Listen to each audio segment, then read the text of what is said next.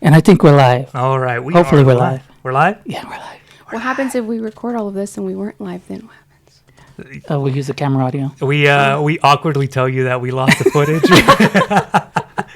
Hey, man, you know about that whole thing that we did for 3 hours? We don't have it. You have another day open? That's funny. Shout out to the Yellow City kids. Give me that trumpet.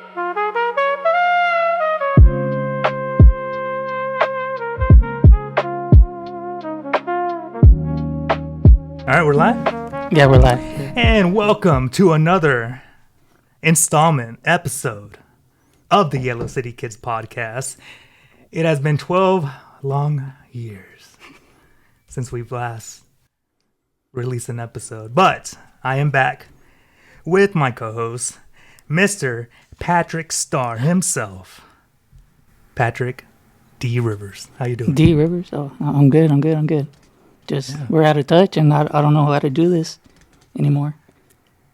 But He'll figure it out. we'll figure it out. He'll figure it out. And today, I have the honor of speaking. We have the honor. It's our honor, right? It's our honor. Yes. And your honor as well. The lady, Mrs. Woman of the Year. Mrs. If she's not working at the nursing home, at the hospital, EMS, she's probably working at her shop. Mrs. Is it a plane? Is it a bird? Oh no, it's Superwoman. Mrs. Karina Ojeda. How are you doing today? Doing good. Thanks for having me, guys. I haven't done those introductions in a while, so I was like, man, what I go with? And we don't have the fancy buttons like the other guy. Nah, it's all right. We'll get there. We could be our own fancy buttons. Yeah. There you go. I thought it made sense because of the whole Supergirl thing. Like, it just barely was announced, that new one. So I was just kind of like, but Superwoman. So is this podcast number 3 for you? Podcast number 2 for me. Oh, the first one wasn't It was with Brian. but the other guy what you were talking about, opening this up. Oh, That wasn't really a podcast, or that not was really? more like an interview with Ruben on the Road. Oh, With News I Channel. forgot about that one. I think he's with I'm News talking Channel. about the guy that helped you set up the wellness shop. Brandon. Did it like that guy. Oh, okay. So that, I guess you could consider it kind of like a podcast. We do more like Zoom type calls, meetings. I guess kind of like a podcast though, because that was more like via Zoom, but I guess it could be a podcast. Yeah. So podcast number 3. hey, Yeah. the number 3 is a really good number. Yeah. Not better than 4, right? Yeah. Nope. 3. Mother of 4, right? Mother of 4. Man, dude. Yes. I remember the, like, during the first one, like, it was just like, I was like, what? Karina, no way. And then I see the pictures, and dude, I tell you, am I lying, or are y'all about the same height? Oh yeah, she's literally like 1 to 2 inches shorter than me right now. She's about to pass me probably. What grade is she in? She's in 9th grade. 9th grade. Wow. And then 3 other ones. 3 others. There 1 girl and then two more boys, right? Or- I have just Zaylee is my only girl. Okay. And then my 3 boys. Gotcha. Thank goodness. Girls are hard. Are they? If you hear the semis, this is part of living in Friona, right? This is how it is. I thought the railroad was closed. Or they fixed that already? Oh no. So they closed the bridge, the Highway 214 bridge, and that's why we're having to detour through. That's right. That's right. They're gonna fix Am I it. understanding this correctly? I mean, I don't know. That's a state, right? That's not Correct. That's Okay. not City of All Friona. right, No. all right. Yeah. You can put down your pitchfork. Yes. It's not City of Friona. Neither are there sidewalks. I honestly, I thought it was us or like the city. I was like, come on, man. Come on, No, guys. that's Okay. not the city. All right. We can calm down now, guys. We have confirmation here, and I guess I'll just go straight into it, Karina. You are running for hospital district board member, and I mean, I gotta be honest. I have no idea what that does, what you do. So tell me a little bit about that, and why did you decide to do something like that? Yeah, so truly, I think a lot of our community members and a lot of the voters don't actually know what hospital district board does. They actually don't really know that there's two different boards associated to this, and I really wanted to go into depth about that and explain the differences so that our community knows and understands, and so that they understand what they're voting for. Yeah. Because a lot of people tend to believe and think, and you probably will kind of understand this because, you know, you and I both have worked there, that hospital district board members make decisions over the hospital in general Okay. and the nursing home and Legacy, and that's actually false. So there's two boards. So there's hospital district board, the one that I'm running for, Right. that has to go into an election, and they are the ones that make tax decisions, grant decisions over the nursing home and Legacy, and some tax decisions over the hospital. And I can tell you what in particular that is because it's not a lot, actually. It's only... Pause for a second. It's all right. I like it. It's, She found it. She found okay. it. Baby. So the only tax dollars for indigent care for the hospital. Outside of that, for the most part, hospital district board is the board that makes the tax and financial decisions over the nursing home and Legacy. Okay. That's it. That's and it. The voters, so the people that live in that hospital district area, they get to vote for that. Now there's a second board, which is the Hospital Inc. board, that no one gets to vote for. Okay. So the voters don't get to vote for those board members, and they're the ones that make the financial decisions for the hospital, for PMC, and more of the in-depth, like if there's problems, staffing issues, they deal with like more of the issues within like leadership, management, all of that. Hospital Inc. is over that board. Okay. And the voters don't get to vote for that one. Right. So you have to be appointed onto that specific board, and that is by the current board members that sit on that board, which currently right now the board members that are on Hospital Inc.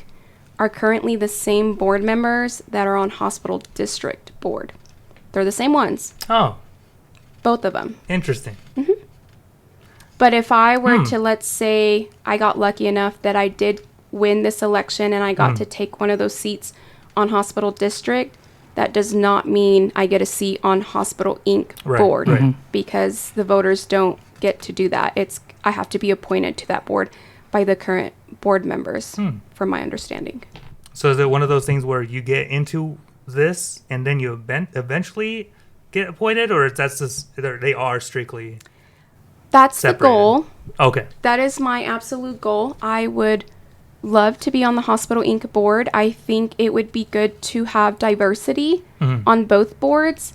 I think it would be good to have someone with medical background knowledge. I think it would be good to have someone who has internally worked in our hospital Right. to be specifically on the Hospital Inc. board. That is my goal, but ultimately it's not up to myself or our current voters if I Gotcha. get to be on that seat or not. Okay. And how long are the terms for that? So that's a really good question, actually. So you come up for re-election on the hospital district board every 2 years. But as of right now, there's not like a specific cutoff on terms. If you want to run for 50 years, you can, Gotcha. truly. Which I have some statistics that actually go into that, because currently we have many board members that have been on our board for many, many years, Right. which is great. I think that's actually a really, really amazing thing that we've been able to hold board members on our hospital district board for such a long period. We have a couple of them that have been on there for greater than 30 years. We have another one that's been on there that we think is greater than 20 years. Another one we're thinking maybe 5 to 10 years. I would really have to go back and really break it down. And then we have one that is around the 2-year mark. So it's been about the same. Yeah, we have 1, 2, 3, 4. Current five board people. members. Okay. It's 5 seats. Yeah. So I actually looked up information or statistics based off of board seats versus effectiveness, like how long you've held a seat on a board versus how effective that is. And currently, if you hold a seat on a board for 0 to 3 years, you're about 40 to 65% effective. 6 to 10 years, that's where you really hit that high number, 85 to 90%. And then once you go into that 12 plus, you decrease back down to 75%. And then the 15 to 18 year mark, we're showing a decrease to 50 to 60%. And then actually my statistics didn't go above 16 years. So it does show that typically 66 to 72% board term limits, they best think that it should hold a 6 to 10 year term. That's to show the best performance out of our board members in general. This is like a general statistic, not just like hospital boards, but boards in general. Okay. It does show that 2/3 of failing or challenged boards had long tenured members, which showed 10 plus years. So they show a decrease in accountability, a decrease in innovation, a decrease in diversity, and you get comfortable. Yeah, and an increase of risk of poor decisions. So, yeah, it's not that they're doing anything wrong or that you would think that any typical board would have malintent or poor decision making or whatever it may be, but once you sit in a position for too long, you get comfortable, exactly how you said, or you lose the diversity in it, you lose, ever-changing things because the world's ever-changing. We specifically know that the world of medicine is ever-changing, and you have to be able to change with it, and sometimes that takes bringing in new people to have a different mindset, to have different ideas, different things with it. So yeah, I mean, no, I agree with you. I mean, I see what you mean, because it's, when you get accustomed to something, like let's just say, I don't know, for us Mexicans, Vicks fixes everything, right? Right. It still does. Just saying. Oh, it does? Hey, perfect. But, eventually maybe someday it's like, hey, that Vicks? Well, we have Vicks too. And then we'd be like, I don't know, man. I'm so used to using Vicks for 30 years. But then you're coming out, you're like, hey, look, I got this. I got the statistics. I got the numbers. I think it would really help us out. And so I guess maybe the medicine's just kind of like the same thing. New things come out every time, and you got to like be careful with the new things, or it's just how does that even work? I just feel like you definitely have to make sure you're educated and making sure you're taking the time to do your own research and get your own information and educate yourself, and making sure that the information you're going to provide is legit and something that can go with it. And obviously, with change comes discomfort. Like, you have to step out of that comfort zone for change. Change does not happen in a space of comfort. Let's be real. Change happens in discomfort. And that it includes different people, diverse people, younger people, or more wise people, whatever it may be. But that's where change and growth happens, in discomfort. And so you said there's 5 people, right? I believe there's currently 5 district board members, correct? So if you were voted in, would one of them lose and it stay to 5, or you'd be the 6th member? Or how does that work? No, so there's technically 3 coming up for re-election. Okay. And then I applied to run for the election. So I would technically take one of their seats. So whoever gets the least amount of votes, if I were to get enough votes, then I would take one of those seats. So, for example... Are they all guaranteed to rerun too? Or are they rerunning? Or all 3 of them are rerunning, yes. Okay. And all 3 of them serve 20 plus years on the board. Oh, man. So I'm up for a challenge, which is a good challenge. Like, I 100% respect our current board members. They are very well knowledged, very well informed. They know exactly what they're doing. I think they have been a blessing to our hospital district, our board, our nursing home, our hospital, our legacy. I think they've been a wonderful blessing and they've done a very wonderful job. But I think it's time to start thinking about who's coming in because, you know, as y'all saw my statistics, you hit that 90% effectiveness at the 6 to 10 year mark. Right. You know, our board members are getting close to the point where we need to start preparing for retirement. And if we don't start bringing in new people now to start preparing them so that they're ready, because it's going to take greater than 3 years to prepare new board members to be prepared for this, right? Yeah. It's not Yeah. something that, Right. you know, a new board member is going to learn overnight. They're not going to learn in the first year, second year, maybe not even in the third year. You're going to learn every single year. But if we want our board prepared and ready for our future, it's time to start bringing in new people so that we can have them prepared by our current board members that still hold a seat so that they can share their wisdom into our new ones that are coming in so that then when they're ready to retire, these new ones are ready to go. And I agree. Yeah, actually, I didn't really think about it. Man, if like okay, so there's 5 people, so 20% of the decision, right? You that's what you hold. What you would hold as. Does it come down to like a vote? Like It's a voting system. okay, Yeah. so for like the board entirely. For the board entirely. Okay, so yeah. if something would come up, 3 is always well, you know, you got to get at least a minimum At least of 3 to go with a decision. Okay. Yes. Interesting. So I mean, the effectiveness, like, would be felt right away. Most. I mean, well, I don't know. In your opinion, what do you think? Like, you think going in there right away, changing 20% of the current board that's been there for? I mean, you said the least one was 5 years. The least one is about 2 years. Okay. Okay. A little over 2 years, probably. So they're getting they're still working on their legs over there too. Yeah. Oh yeah, my main question is what, like, whenever you start something new, is because you kind of like saw an opportunity. Yeah. Maybe you were I don't want to put something in your mouth, but maybe disgruntled, or you saw some kind of decisions that were being made, and you're like, I think I could do better than that. How did you come, or how did this decision to impart into this journey come It come actually about? took a lot of prayer. Okay. Because to be very honest, I prayed on my decision on running for hospital district board member for over a year. I wanted to run last year, but I mentally, spiritually, emotionally was not ready. Okay. And I knew that because if I would have ran last year, I would have been running for the wrong reasons.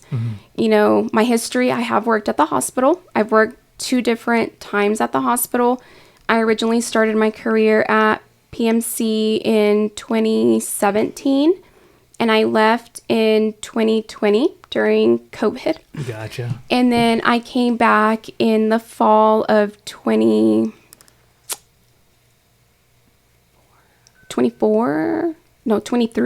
Maybe, yeah. I think Yeah, it was in 23. So I came back in the fall of 23 and I left in the fall of 24. So Okay. I've worked there 2 different rounds. And when I came back the second time, I came back with a whole lot more wisdom, a whole lot more structure, a whole lot more discipline as a nurse and in the field that I was working in. One, because, you know, like I started my career here at the hospital and I functioned the way I did here. And then I went and moved to Amarillo and I worked at Northwest and Texas Oncology and all these places and realized how they functioned was very drastically different from how things functioned here.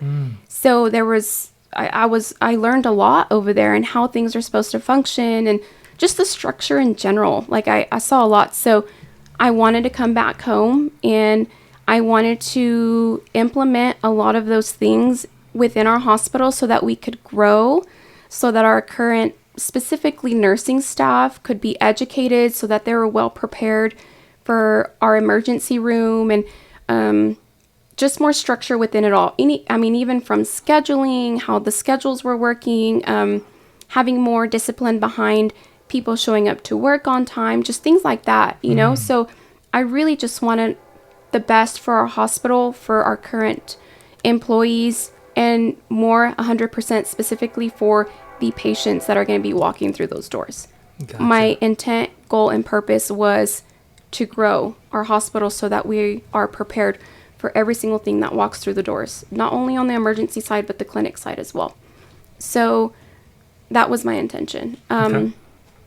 Things went south, and without me going into Right. much detail, of course, but things just didn't work, and God closed that door. And when I prayed to God about it, God said the door closed on this side for a reason, but I have a bigger plan and purpose for you. Amen. And you're going to hit it from a different angle. I like it. So that's the direction we're going in. Okay. Do you think that's due to like funding, like just because Amarillo is a bigger city, like all the stuff you saw over there, or is it like No, there's some different things that I feel like funding doesn't even play a role in, like making sure employees are showing up to time on work on time. Yeah. Funding has Yeah, no thing with that. Education for our current staff in nursing, that there's no funding issues there. You know, there was multiple times where we try to come in, even myself with EMS, to run like certain mock codes and run things with the nurses that was turned down. And that wasn't something that we were going to charge for or anything. So in specifics in that, no, I don't think funding played a part. Now, obviously, there are other things that obviously funding does play a role in. Those bigger hospitals, obviously, they get, you know, different grants and stuff that truly will help them. And I think us being more of a rural hospital, that it makes things a little more difficult for us when it comes to funding. Yeah. I mean, we are a rural, but I believe we're, I mean, like, kind of like the main one in the general area. So if people are coming, I mean, we gotta Right. we gotta be So, on our. We've got to be on our A game. Yeah. Yeah, because we service Friona, Bovina, some of Farwell, Lasbuddy. When I worked there, I mean, we had people traveling from Clovis, Hereford, Yeah. Muleshoe, Texaco. We've had some Dimmitt, like people travel to Friona Yeah. to come be seen. And, you know, I do still work on the emergency medicine side. I still work with Friona EMS, and our hospital is very important to have. We need it to be functioning at 100%, because if we were to ever close the doors to that hospital, it's such a big risk to our community. Like, you know, I still take care of patients on the different side of it. And if we didn't have this hospital to drop patients off at so that they could be taken care of, and we had to delay care due to having to travel to Hereford, Muleshoe, Lubbock, Amarillo, because our hospital wasn't open or prepared for it, then it could really cause some issues for some patients. Have you, I mean, I'm sure, have you talked to like people that, you know, frequent, and have they told you anything like, yeah, man, I wish this, I wish that, and you kind of like saw it with what your experience in Amarillo? Maybe you're like, yeah, I've seen that, I know we can do that. And would how would I say, I don't know if implement those changes right away would be possible, but have you spoken to the people? Have they told you anything that, Do you mean like in... like, as far as like, you know, patients that usually go there, have they told you like, yeah, you Yeah. know, Karina, I know you're doing this, Yeah. and you know, they told you a few things, and you're like, you Yeah. know what, I know we could fix that. So I've had a lot of conversations with a lot of our community members. I've had so many reach out, come talk to me, share their concerns, share their complaints, share the things that they feel like needs to change at the hospital.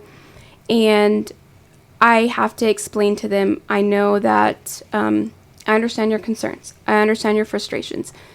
But with me running, again, for hospital district board member, I have to quickly remind people that I will not have any say Right. or any information that I can share, because if I get onto hospital district board, that has nothing to do with the hospital. So it's kind of unfortunate, because most community members don't realize that if you are a hospital district board member, that you have zero say Right. in anything with the hospital. Yeah. So yeah. So But do you like direct them, like, hey, go talk to this guy instead or something if you have that concern or not? I have said, you know, if you truly have these major concerns, which some of the concerns have been pretty major, I say, you know, the only way for changes to happen or for your voice to be heard is for you to speak up. And I say, these are our current board members, and these are the current board members on Hospital Inc. And if you feel like you need to speak to them, go speak to them. And that's how maybe changes will happen. And that's said to our community members. I don't ever share that with current staff members. I think because there's a chain of command that you have to follow, and making sure you're following that chain of command and leadership that you start with here, and then, go from there, just because you wouldn't want like employees to get in trouble for missing this whole chain of command and going directly to a board member, of course. Gotcha. Okay. So, all right. So people out there who are listening, Karina, unfortunately, I mean, she's running for a very important thing, but she's not gonna go in there, open the doors, and be like, "All right, we're changing everything." Or so, she's not. But she has relayed a message. If you really do want to see some change, there's some people that you can talk to. Personally, I don't know who any of those people really are. Maybe I do, but I just really don't know the board. And we don't need to name them or anything like that. Does it feel because I don't know who they are? I mean, is it something that everybody should know? Like, should it just be common knowledge? Like, hey, that's the board. Those are the board members. Because for me, it kind of feels like it's just like this group of no faces that just make all the decisions in the world, kind of thing. Everybody should know. It should be public knowledge. It should be posted out there. I'm pretty sure it has to be posted like at our courthouse, things like that. It should be on like a district website. I believe there's supposed to be a district website. I'm not 100% sure on that, just because like you're saying, I don't know this information. It's been hard to gather some of that information. I had to speak to several different individuals to get information on, in general, like, what do I do with hospital district? What happens with Hospital Inc.? Like, I had to really dig deep to figure out a lot of that information, because it's not just out there. And I had to speak to, individuals that had previously been there many, many, many years, that, were very well knowledged in like meetings and stuff. And they were able to give me some information on like what I would do if I were to make it on hospital district board. But, yes, you should know who hospital board members are, and I feel like it should be out there. I think people need to know who is currently sitting on hospital district board, and who is currently sitting on Hospital Inc. board. Right. And currently, you said right now they're both the exactly same the 5 same. members. Gotcha. Correct. Okay. Interesting. Did you have anything else that you wanted to talk about the board member before we do go into anything else, or before we move on? Truly, that's really it. Just so that I really want our community to know, because this is the main thing that I've seen while I've been running for this election, is that Hospital District Inc. has 0 say on the hospital.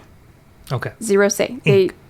Or Hospital Board. District Board. Okay, there you go. Okay. They have 0 say on the hospital. Right. It's just taxes, funding, nursing home, legacy, Okay. grants for the most part. Hospital Inc. is the one who makes decisions over the hospital, and to hold a seat on that board, you have to be appointed by the current board members on that board. Gotcha.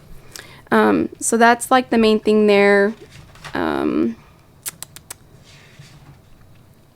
Over the last, a little bit of information that I got, basically between like 1995 up until this point, from what I could gather, because like I said, information was kind of hard to gather, there's only been around 2 people, including myself, that have actually turned in an application and have that's crazy. ran against the current incumbents. Only 2. The previous one that ran did not win.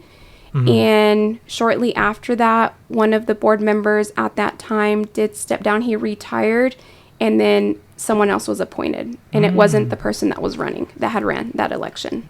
Interesting. So I feel like that's good information for people to know that people don't run for this hospital district board. It's not something very common. You know, like your school board, you tend to see somebody at least every year that runs, but not this one. Yeah. I do feel like if I could be honest from like my perspective as someone who was a previous like employee here, I had a little bit of fear and anxiety running. Gotcha. And it made me a little anxious to run just because of previous feelings and things. But I want our current board and our current staff and our current community members to understand and know that I'm not coming with an agenda, because that's what is out there. I have no negative agenda, no negative or malicious intent. My true goal and my true passion is the medical world, as you can see. And this is my community. My own family walks through our hospital doors. My own family has been in the nursing home. You know, I've worked at the nursing home. My mom has worked there. I've worked at the hospital. I've had plenty of family friends that work there. And I would never want our hospital, nursing home, or legacy to fail. If anything, I want them to grow and succeed and do more and be bigger, and know that our community can depend on them, and that that our community can feel like they can reach out to someone. And that's my goal, is if I get on the board, is that they can feel comfortable coming to me. Right. Because that's not currently felt. Yeah, no. So when you were getting your information, was it like welcoming, or was it felt like it was gatekeep? The information was definitely welcoming, but it was because it was people that are not currently involved with anything related to our hospital district anymore. They used to be, but not anymore. I can't say that I could sit down and have a conversation currently with someone and get that information now that's involved. But it was welcoming because they have history and they wanted it to grow as well. And it, again, for them, it couldn't happen either. So they were very open with it because they have the same feelings as I do, as many of our community members do. They want change, but kind of always run up against a wall. Yeah. Okay. Well, going along with what we're talking about right there, Karina, you know, I've always wondered, when you're running for something, I mean, how does it, like, did the people around you kind of treat you a little bit different? Like, hey, man, there's Karina, she's running for something. Or, I mean, were people like, wait, you can do that? Or something, you know, like, any moments like that? Honestly, I don't know. I'm so, like, oblivious to my surroundings. I don't really pay attention to if people treat me different and all. Gotcha. And I think it's truly because I don't care how people treat me. And that's been kind of a growth in myself. Before, if you would have asked me a year or 2 years ago, I probably was a little more aware of how people were treating me. But part of, you know, like I said, why I didn't run a year ago is I had a lot of growing to do and a lot of things within myself that I needed to work on. So currently right now, like I don't care what people have to say about me, because I know who I am and I have a really strong relationship with Jesus. And moving from there, it's me, Jesus, and whatever God wants me to do, and I'm following his path. And that means sometimes it's just ducking your head and moving forward. I like it. Yeah, so I guess backpacking on that, I guess back then, did you ever see yourself as a public figure? Oh, no. No, I never did. Like, I never saw myself out there, especially because I have such an extensive background history. I mean, extensive. I have everything you can think of. So I never thought that I would be publicly out there, because a lot of my failures and bad choices that I made in my life made me think that I had to sit under them, you know? But again, that relationship with God that I've established has really helped me surpass those and understand that my past doesn't hold me there. and I learn from it, and I grow from it, and it becomes a testimony at one point.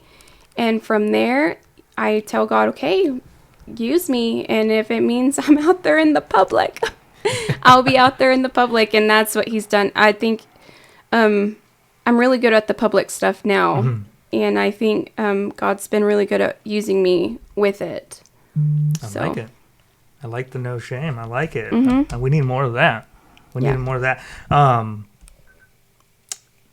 was going to say, when it comes, like, I mean, you said you had that 1 year, right? To kind of, like, can you share a little bit about what kind of you needed to grow? You know, you mentioned a little bit, like, previously you would care, but were there other things that you kind of needed to grow out of too, or grow into? So there was a lot of things that I feel like I needed to heal from.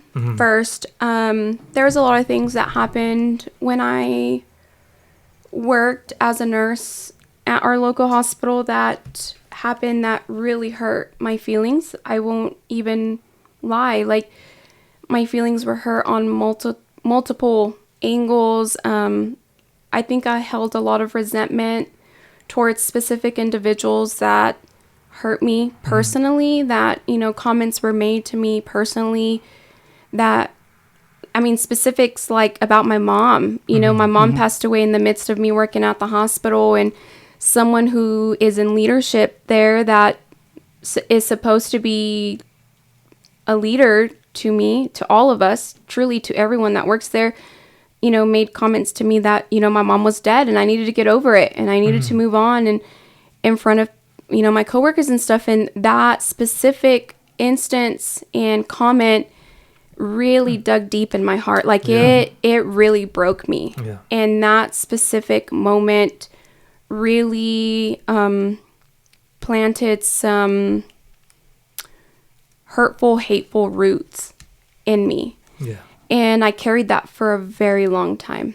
A very, very long time. I carried that within myself. And I think I had a lot of anger towards people associated to it and stuff. So I knew in that moment that I wasn't ready. Yeah. Because I didn't want to run for the reasons of my feelings are hurt because of this comment, or my feelings are hurt because I tried to reach out to people to help us as a team. I try to reach out to multiple individuals, like, to cause change, and I just would get the negative responses, or I would get the comments that would come circling back around to me that Karina's the problem. Karina's the pot stirrer at this facility, or Karina is the reason why we are failing. Karina's the reason why things are happening the way they are. And, you know, pictures were painted that I was the problem. Gotcha. And so all of that came back to me, and it hurts. Yeah. It hurts because that wasn't the case at all. The case was I really wanted us to do better and to grow. Yeah. So in that year, like I said, I knew that it wasn't the time because I carried that really heavily on myself still. Right. And I knew if I would have ran then, I would have been running for the wrong reasons, and it would have been out of hurt. Yeah. And that's not what we need. That's not what our community needs. It's not what our hospital needs, or our nursing home legacy. It's not what our current board needs. They need someone who is strong and strong-willed and ready to roll, and can put emotions aside, and can put personal issues and beliefs aside, and come in and ready to run a business. And I'm there. I'm ready. Yeah. Did running your own business, like, kind of help you come out and, you know? Oh, 100%. Yeah, it played a big part. It definitely played a big part. The best part, again, I will always go back to it, is establishing that deeper relationship with God and healing from things that hurt me and broke me. And then once I got to that point, you know, my business played a big role in it too, and understanding the management and leadership side of things, but at a different level. I wanted to be the leader that my employees needed and wanted, and I wanted them to know that they felt safe and comfortable coming to work here. I like how you mentioned that you know, this journey, and I've gone through a little bit of it myself with, you know, with God as well. You know, how would, from the female side, if somebody, I mean, you know, they're listening right now, there's a little girl out there, there's a woman, you know, going through something similar, how would you tell them, hey, just do this, like, or this is what I did, and kind of some words of wisdom for them, if they're going through something similar. Yeah, so I learned the hard way. Don't we all? I learned the hard way. And how can I go back to it? Let's see. First and foremost, I wish I would have listened to my mom and my sister from the very beginning with the advice that they would give me, because your mom knows. Your big sister knows. They know. Yeah. They know, especially your parents, because they've gone through it. Like, I wish I would have listened from the very beginning, because it would have made a world of a difference with the detours I took in my life. That was the first thing for sure. And being rooted as early as you can in your life with God and having a relationship with God, because you tend to lean on his understanding and not the world's understanding. And you can understand that sometimes if you try to follow what the world wants, it's just going to lead you down the wrong path every single time. Yeah. So establishing that relationship with God first and foremost. And second, listen to your mama. There you go. Because she knows. Yeah. Yeah. That's cool. 2, Patrick. 2 what? 2 Woman of the Year in one family. Can you believe that? Can you believe that? Shout out to Cindy. She won it in 24. Yes. So back to back? Yeah. Back to back? No. She won 24 and I won 26. Okay. Hey, you were just talking about that. It is. You said the year's not over, though. So how is it 26? She's that good. She's that good. They're just like, you know what? Let's just give it to her early, because that way we can start, we can figure out who's winning. I want to say that it's 425, but the word, it was in 26. So she got, I guess, the year 23. Okay. But got the award in 24. Gotcha. Yeah, I guess that's how it works. Yeah. Nice. Yeah. That's cool. Did she kind of like, did y'all, I don't know how it works. Did y'all kind of know a little bit before, or y'all find out right? You find out at the banquet. Okay. You find out at the banquet. And actually, I don't know if y'all saw it or not, Cindy was up for that award again this year. And I remember when we both found out this year, I texted her, I said, hey, did you see who's on the who's on the running for Woman of the Year? And she's like, no. And then I sent her the link, and she's like, you better win it, because I already got it one year. And I was like, but that's not even fair. Cindy is my hero. Let me tell you, Cindy is, she's a force. I'll say that. She's a force. She is my hero. She literally has stepped into shoes that are really hard to fill. And she deserves Woman of the Year every single year. The amount of things that girl does for people, and her heart and soul, she is a woman of God. Oh my gosh, I don't know how to explain her. So when I saw it, I was like, man, why would y'all do that to us? Yeah. That's crazy. Yeah. Man, and then when you won it, did she get to go up there and hug you, or did she have to wait? No, only the people that win the awards, they go up there. Yeah. I was sitting at the very back, so I had to walk in front of everybody all the way to the front. How embarrassing. It felt like a walk of shame, but it wasn't. And I came back, and she gave me a hug, and we had a very specific conversation, I remember, because I had told her, I was like, this one's hard, because I felt like Cindy deserved it as well. And she said, no, like, this is you, Karina. Like, you earned this. You put in the work all year. You have earned this. And I told her, no, but Cindy played a big role in it. My husband, my kids, the community. There's multiple people in my circle that played a big role in me winning that award. So, and that's what I told Cindy. I was like, if it's mine, it's yours. It's my husband's. It's my children's. It's the community's. Like, because it's not a one-man show for sure. That's crazy. Did you give a speech? No. What? No, they don't ask us to do speeches or anything. No. I would have gone crazy. Well, first I'd like to thank. Let's not go, because I would have been like,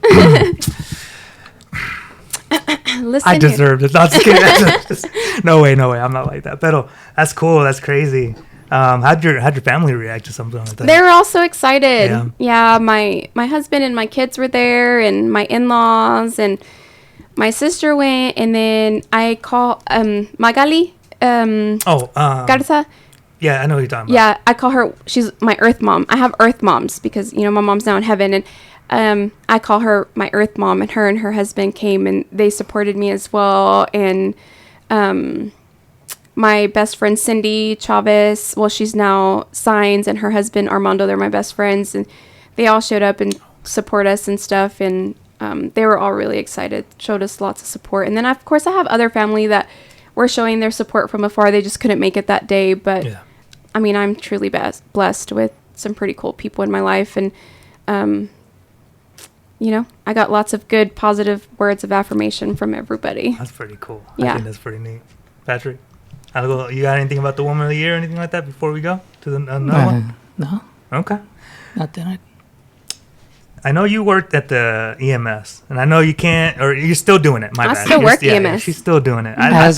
What's the position? You said you're the nurse there? Or? I'm an EMT RN. Okay. Our current protocols allow me to work at the paramedic level as an EMT RN.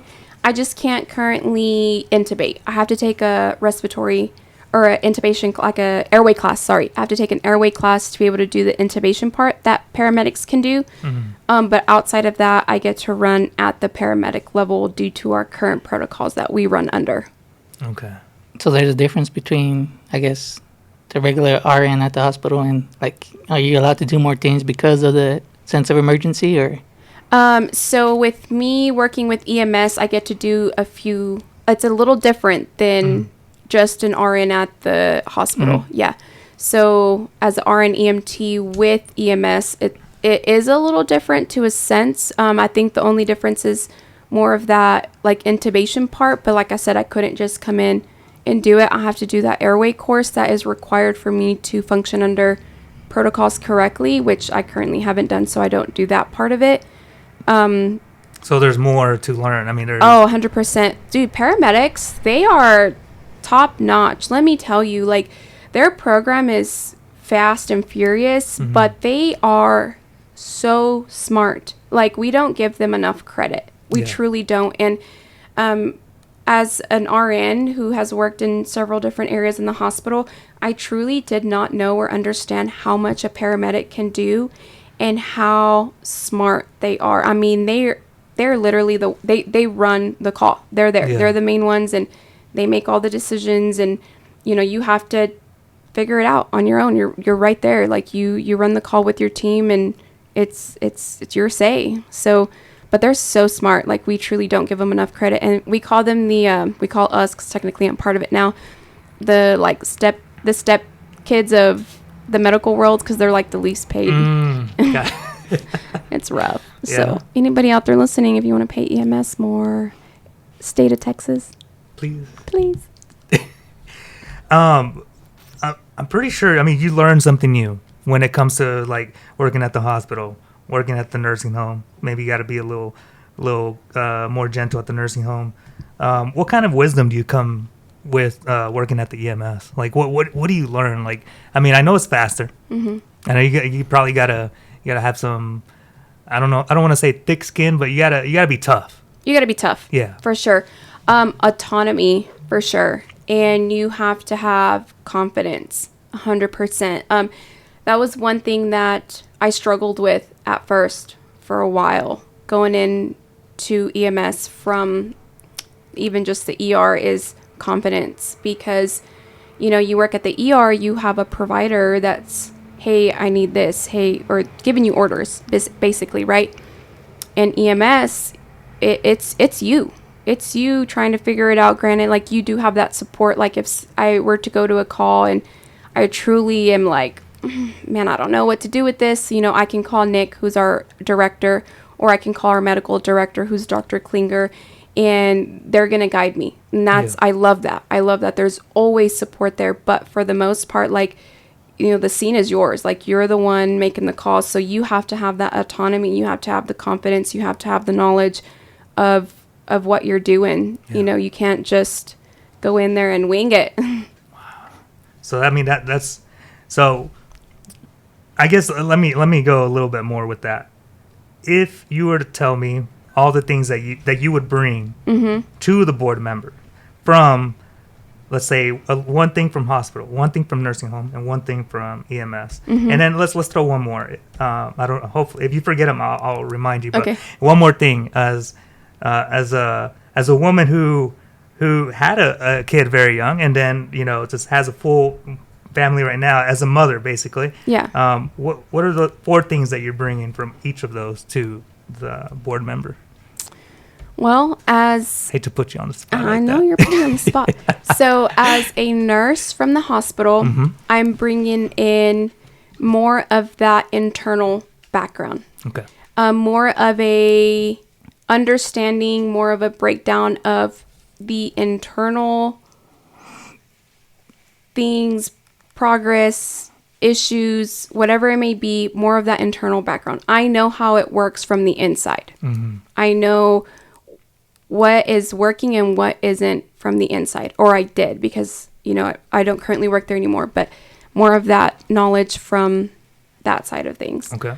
From the nursing home, I would have to bring almost kind of a similar sense of what happens there. Granted, I haven't worked there in a really long time, so I actually worked there at the same time that my mom worked there, and when she passed away, I couldn't go back, so I let the job go because I emotionally could not go back. I did not know she worked there. Yeah, she worked there up until she passed. She had been there almost 25 years. So her and I were working there at the same time. Yeah. And when she passed away, I emotionally could not go back. Yeah. But same thing, like, and that was in 2018. So a lot has changed. They've had different change in management, really good change in that. But same thing, more of like that. Welcome to Brianna, guys. We're racing on Main Street. More of that internal knowledge, kind of what does work, what doesn't. A little more insight of, how many people or how many nurses, techs, CNAs need to be there to make sure the residents are properly taken care of, stuff like that. I think they would probably want to know that. And then from... What was the third one? Well, EMS, you kind of said holding yourself accountable, being able to operate by yourself. Yeah, with autonomy. basic, autonomy. For sure, autonomy, holding myself accountable, and that's all around as a nurse. You Right. have to hold yourself accountable as a nurse. Yeah. You have to be able to say, "Hey, I messed up," because if you don't, then the problem gets worse. And I think that's really important as a board member to know when you mess up. Yeah. And when to take accountability for that and know how to fix it from there versus I messed up. Let me just hide this away Right. so nobody knows that I did this. That's how it is I'm not saying that that's what our current board members did. No, I'm saying as a nurse, I can't hide if I mess up because then it's going to cause bigger problems and issues. Yeah. I have to be able to put that out there. Hey, I messed up. How can we fix this? How do I grow from this? And how do we move forward so that this doesn't happen again? Yeah. Right. So that in general, I think is a really good thing to have. And that's something I've had from the very beginning. They hound that in you from nursing school moving forward. Yeah. It's like one of those things, if you have it, you have to have it. You If have to don't, have it. They'll probably just pick you and I think you should consider something else. Well, I mean, I feel like some people probably get around that. Yeah. And that's where you Unfortunately. unfortunately, horror stories and stuff in like the medical field. But one thing for sure, as a medical person in general, you should have accountability. Yeah. And you hold yourself accountable. Agreed. And then the last one was as a mama. As a mom. Ooh. I'm all right. I'm all right with these. Yeah. That one is learning patience. Okay. Learning patience, structure, learning how to manage your time correctly, learning how to properly educate, because if I don't teach my children what they're supposed to know, they're going to learn it from someone else. In the same sense, Agreed. I do feel like as a board, you sit at that top of that hill. You're the leadership that starts everything that rolls down that hill. Same thing as a mom. I sit at the top of that hill. So whatever comes out of me rolls down to my children. All right. Right? So if I have a bad attitude with my daughter,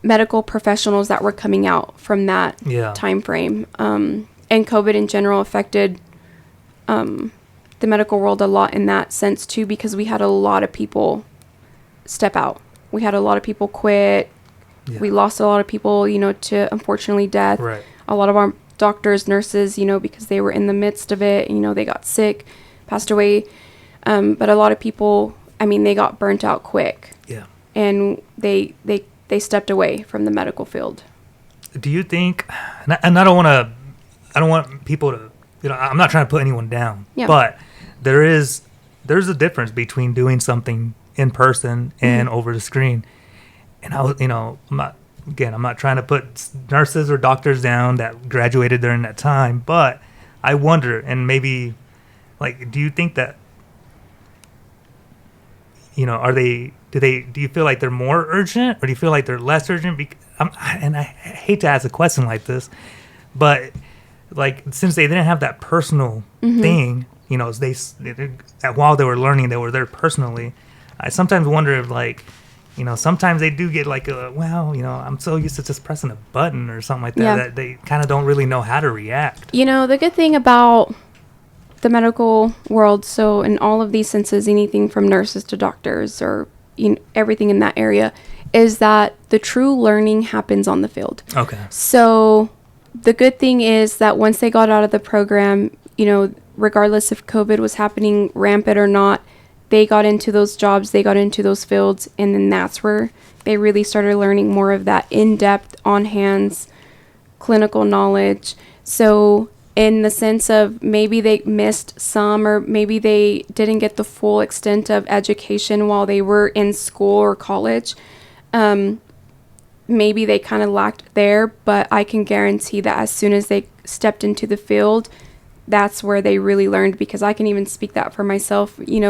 The nursing program, it was in depth. It was hard. It was the hardest thing I've ever done in my life. But once you step into a position of work as a nurse, that's where you begin to learn. So it's hard to say, maybe the education process was a little different during that time for them, but they definitely got what they needed as soon as they stepped into the field, for sure. And, we grew up in a really awkward time, because I feel like when we were kids, we were still in that world where technology was kind of it's okay, the most fancy thing we probably had was, I don't know, when I was a little kid, maybe our TV, or the big TV too, and then the phone that's connected to the wall. Oh yeah. And then we grew up through all of this, and we saw the change.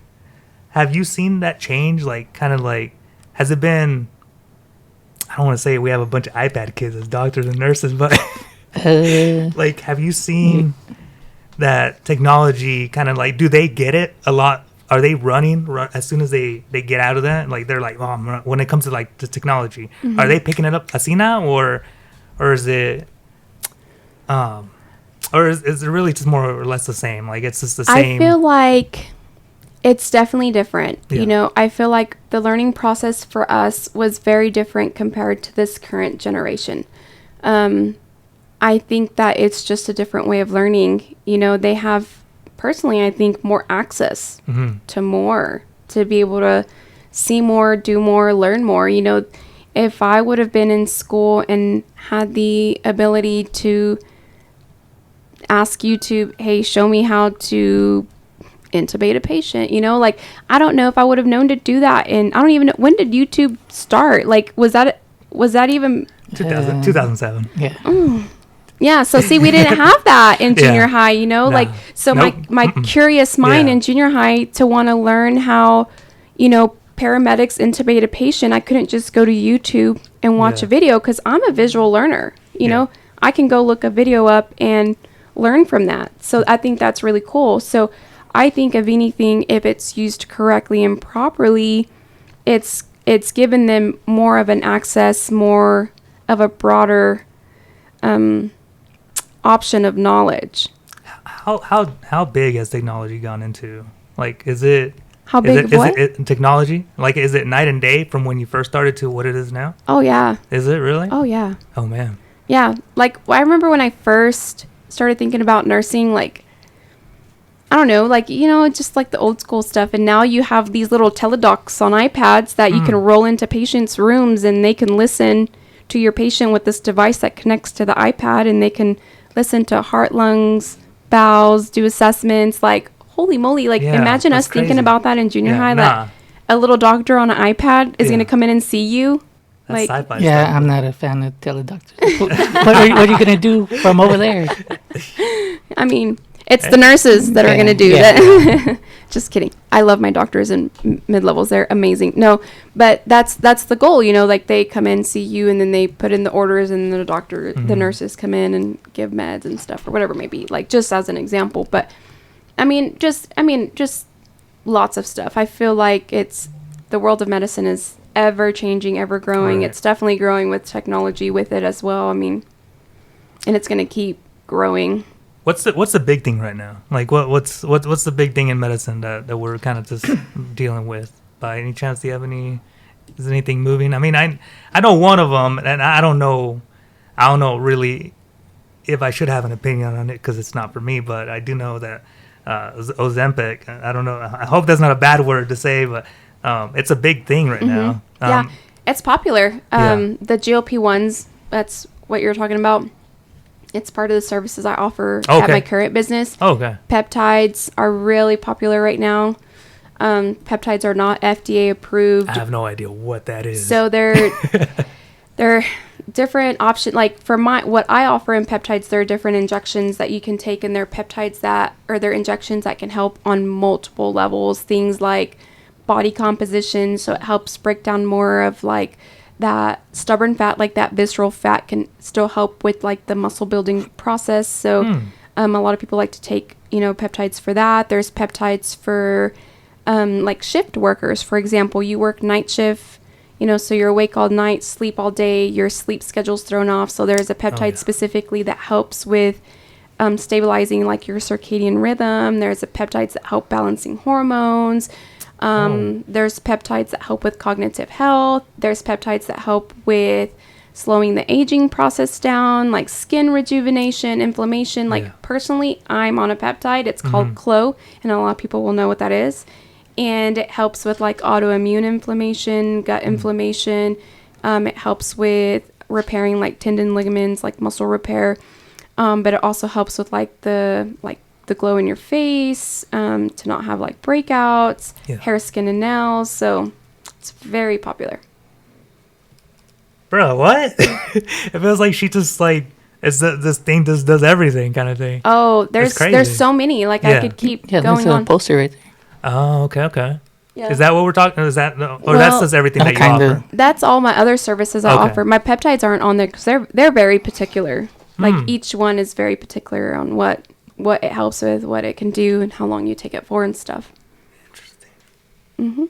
Dude, that's crazy. I thought she was just kind of like, I don't know. It sounds like it does a lot. I mean, it does. And the GLP ones are very popular too, which is like what you talked about, Ozempic. Yeah. Or is that like that's the like the name brand. Okay. So like the ones like that my business does, it's semaglutide and tirzepatide, and they have to be compounded for weight loss purposes for us to, function correctly under protocol and stuff. But they're very popular. A lot of people have a misunderstanding of them. They think that it's like the go-to drug for you to lose weight, and it's like a magic injection and it just happens.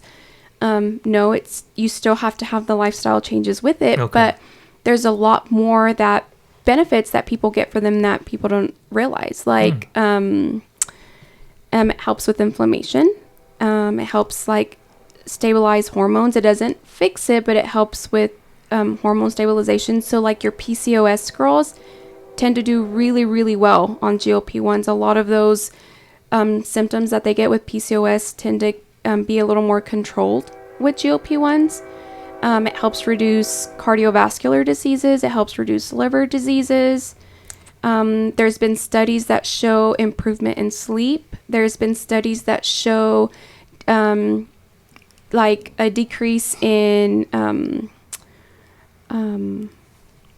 what's the word that I'm looking for when you have addictions like Okay. smoking, alcoholism. Whoa, really? Yeah. Interesting. So even like mental health, like Yeah.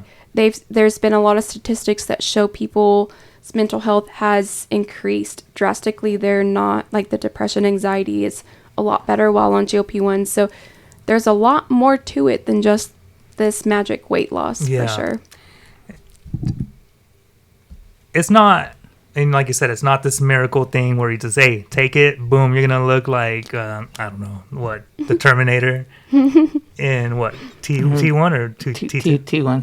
T1, yeah, you're not Oh, gonna. no, T2. T2's better. Yeah, you're not gonna look like or for the ladies, I don't know, who's the main one right now? Who's the it girl right now?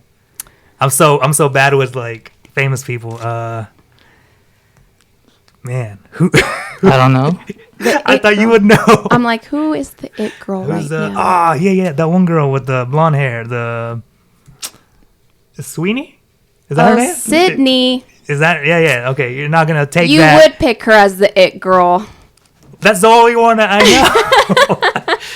I do like blonde hair. Blonde hair is pretty dope. Anyways, but you're not gonna take that. You're gonna wake up. Yeah. You're gonna be like, fam, here's Yeah. Sweeney or whatever her name is. Yeah, no, it doesn't work that way. Okay. Yes, it does help with weight loss. Yeah. You're gonna get it. You're gonna get that from it because that's gonna help reduce, that inflammation, and it is in a sense still gonna help with weight loss because what happens is it helps suppress that appetite, right? So it stops that signal that goes to your brain that tells you that you're hungry. So that food noise kind of shuts down. It also slows gastric emptying down. That's what your GLP-1 does.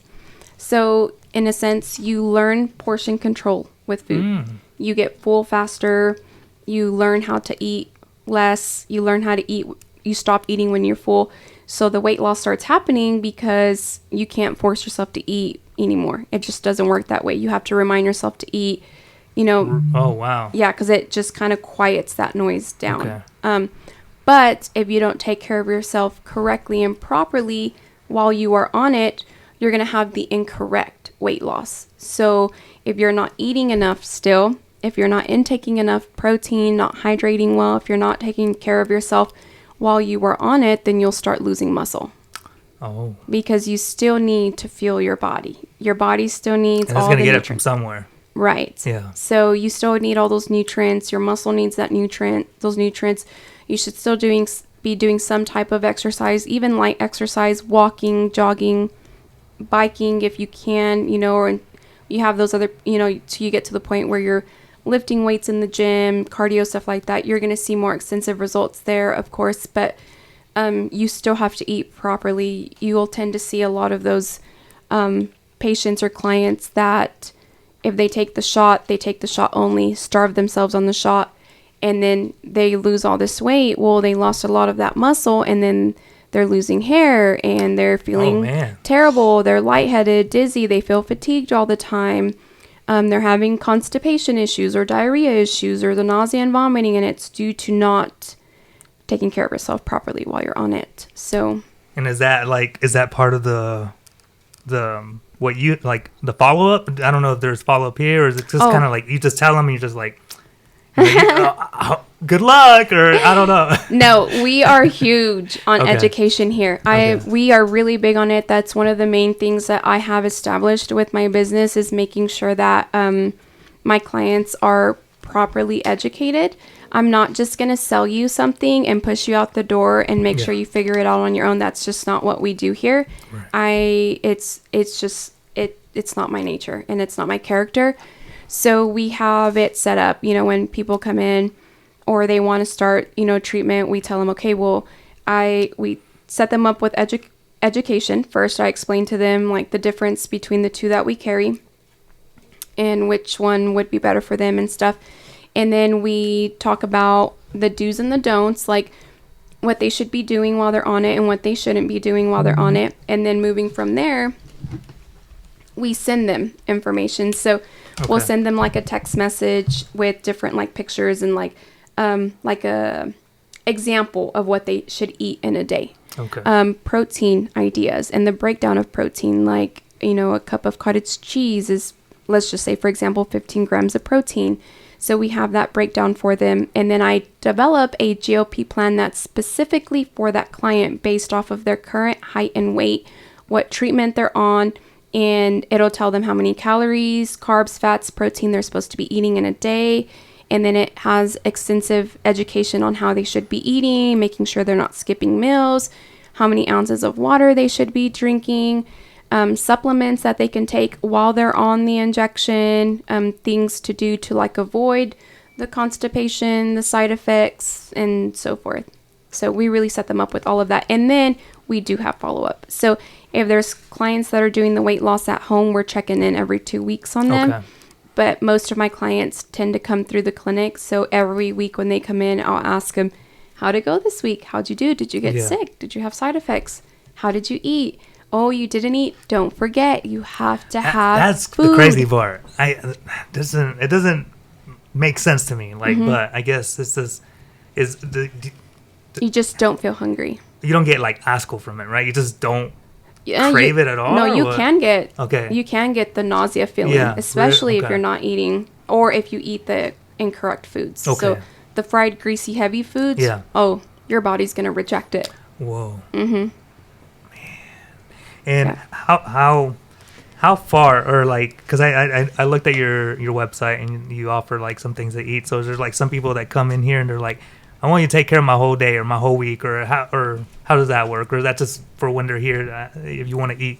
On food wise? Yeah. Oh, no, I don't offer food in my business. I have okay. like drinks. Yeah. Oh, okay. Drinks. I don't know. I saw something about, maybe it was somebody else's website. It said something about a bowl or something. Oh, It had the ground Change beef. Nutrition. Okay. So yes, I share her page a lot. Oh, okay. I do. All right. There we go. Yeah. No, I share her page Okay. a lot, especially so that my clients can use her because she makes meal preps and delivers to Friona. Oh, okay. So you can order meal preps. Yep. And you Okay. can get your week set up for you. And I highly encourage it to my clients, especially people like me whose schedule is crazy. Yeah. It's perfect for people like me where I can place my order for the week and have my meal preps ready for the week. And she has the breakdown on there, the carbs, fats, protein on each individual meal. But I currently don't sell food out of here. Okay. It's not something that I do. I do sell like protein and energy things, hydration supplements, pre-workout, creatine, collagen, gut health stuff. I sell all of those things, and I have energy drinks in the fridge, some healthier options. I'm not a big fan of like the Alani's Bucked Ups. I do carry Bucked Ups because for requests from my husband, truly, and other people. No idea. He likes the Bucked Ups, but I try to carry healthier options like the Clean Simple Eats energy options that are a little easier on your body for sure. Actually, I was going through the pictures and I saw your husband. He had like a little transformation there. Yeah. Yeah. Did he like do anything here at the shop, or is this kind of like Yeah, and so I typically don't share patient information. Apologize. He doesn't care though. Okay. Like he knows Yeah. that I talk about his story because he's given me permission. But he started his GLP-1 journey before I opened my business. But what truly kind of started it all when we moved back to Friona, he joined the fire department shortly after we moved back to Friona, and he made the decision himself to stop drinking alcohol. And he was like a daily drinker in Friona, in Amarillo, because his job was so stressful. Yeah. You know, so he'd come home, have a couple beers every time, and beer is so bad for you. Oh, 100%. It is so bad. But making that one change alone made a lot of drastic change in him. But then he was having headaches, wasn't feeling great, so he went in for like a wellness check with the local provider, and his blood pressure was running high. He had like high cholesterol levels and fatty liver and stuff like that. And the provider was like, all right, well, diet, exercise, you got to kick it into gear, and started him on a GLP-1 at that time. And he kicked it into gear. And in 6 months, he followed up, and everything had normalized by then. He had lost, I think by that time, almost like 30, 40 pounds. And he's stuck with it since then. So with me, he continues the GLP-1 treatment, and he's also on peptides as well. So I have him on the body composition peptide which is the CJC ipamorelin. So it helps break down more of that stubborn internal fat that we were talking about, and it helps with like that muscle building.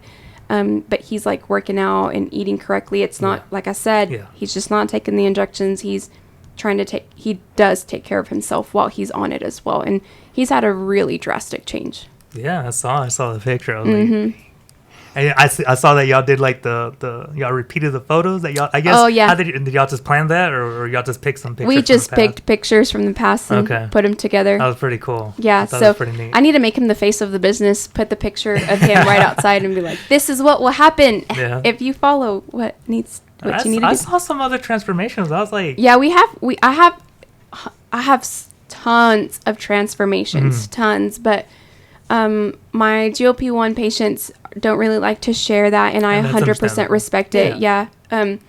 For whatever reason, there's just this like stigma, over and that's the why GLP-1s. I was like, I don't know, should I say the word? Yeah, say the word, but it's good that you do so that, we can talk about it, because there is a stigma over like, people tend to think if you do the shot, you're cheating, right? Well, that's a stigma that needs to be thrown away and trashed away and never comes back, because some people tend to struggle more. Even they could be doing everything right, and they just won't lose. They just need that extra help, and bringing that GLP-1 treatment into it just gives them that little push over that they're lacking, and it just goes on from there. It rolls on from there. But we've had a lot of transformations, a lot of happy people, a lot. And granted, you'll have your few that it didn't work for, that they weren't happy with, and some treatment just doesn't work. It's not a treat all, fix all. Some people it just doesn't work, and that's okay. And look, I don't really know too much about it, so I'm gonna come at you like somebody who I only know the name. That's it. Okay. I know what people want it to do and what people think it does. When you start something like this, are you just able to stop? And how long is the effect? Like, is it something that you take and it's gonna work for a whole week, or is it just day by day, or what are we looking at with that? So, or it just varies. It varies, but treatment typically is a injection once a week. Okay. And then you take it up until you get to a goal, and then the goal is to try to titrate you down to like a maintenance dose, and then eventually get you off of it. Okay. And you want to take a break off of it is the goal. The goal is to not stay on it for the rest of your life. Yeah.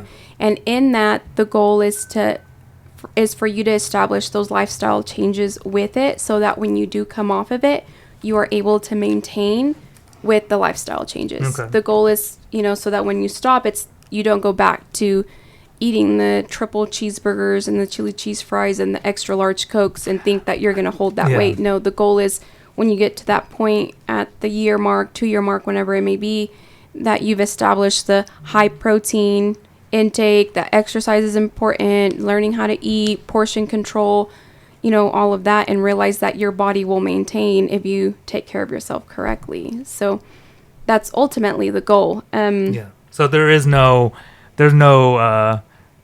subscription thing where you're just trying to hold them for like ever and ever. You're trying to get them in, help them out. Exactly. All right, hey, fam, I hate to see you go, but you don't need this anymore. Yeah, no, I don't do any type of like subscription tie down. Like, if you come in, you come do a shot, like in clinic, for example, and you go home and you're like, well, I didn't like this. I don't know if I want to go back. You are not tied down to me or to us or the medication or anything. Like, you can just go on about your day. I mean, the only difference is like if you were to buy an at-home vial, you pay that vial outright. Obviously, like you pay for the full vial, and then that's yours. The vial's yours. So if you, for any reason, decided to stop in the midst of that, then you'll lose out on the money spent on that vial.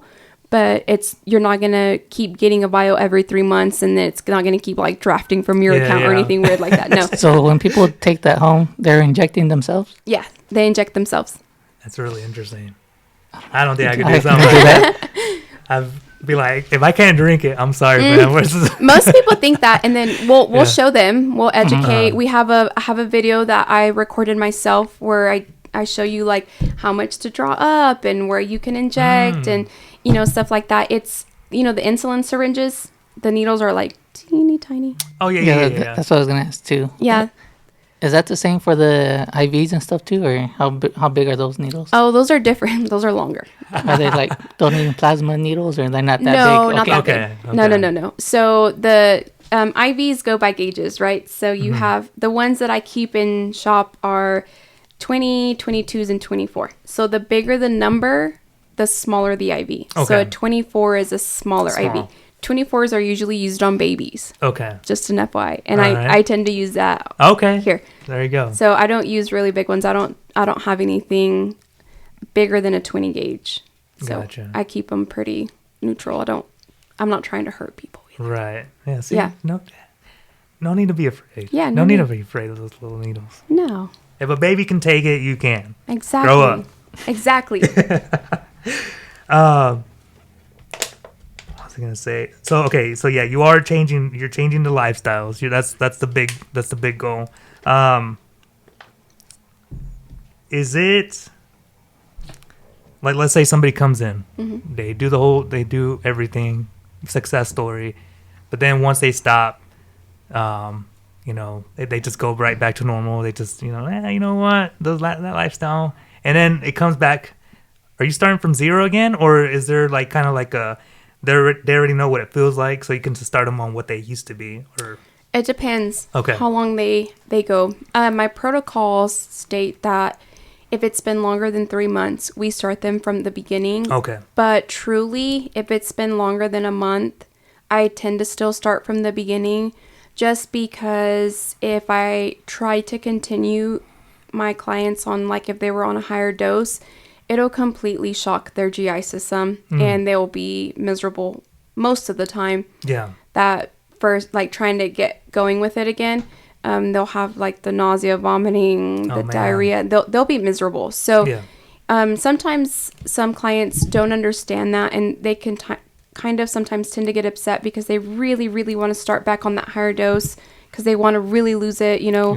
But we educate really, really heavily on why I don't like to start on the higher dose. We'll start from the beginning and work our way up again.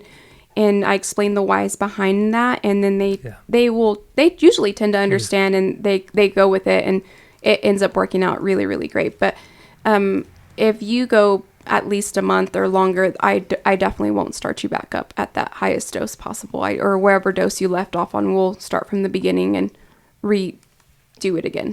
You said the GI, right? GI tract or what? Yeah, so like your like gastrointestinal, Okay, like so gastrointestinal, yeah. okay. So like that's where you'll have like the nausea, vomiting, diarrhea. okay. Like I just don't want them to have those side effects or symptoms Yeah. because that's what will happen. So is the majority of your clientele the weight loss stuff, or is it more the injections and the additives? No, a big majority of the business is definitely GLP-1 clients. Okay. So we'd be now again trying to take away the stigma. Yeah. I don't want the stigma, but we'd be surprised at the number when you Yeah. break it down. Most people, they'll pick one of these up, but most people are coming in for that. Oh, GLP. yeah. Well, and what's cool about it is my business with the GLP-1 treatments allows me to treat anybody in the state of Texas. So I have a lot of at-home clients that are not local, that are all over the state of Texas. But I tend to service, I want to say the last time I saw the numbers, like over 150 people at home. And then in clinic, we're probably over 150, maybe 100-ish people in clinic that come. So it's a good little chunk of people, I would say. I Yeah. would say so. 150. Um, Is there ever a time where you don't have enough seats, or that's never been the case? It's happened once on our anniversary. Calm down, guys. Wait, line up. No, on our anniversary day, I did this sale where we did 50% off infusions for like our 1-year birthday, basically. We did 19 infusions that day, and I only have, I think, 6 seats in here.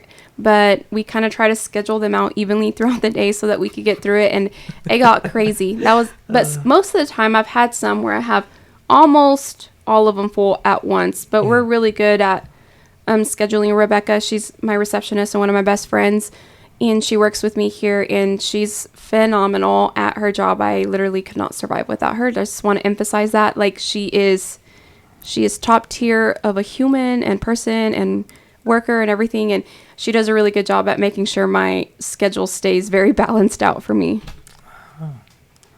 Way to go, Becca. Way to go, Rebecca. Oh, sorry, Rebecca. Or Becca. I call her both. I don't know. Rebecca and I call her Becca, or both. Just depends. Okay. Got anything else about the KO?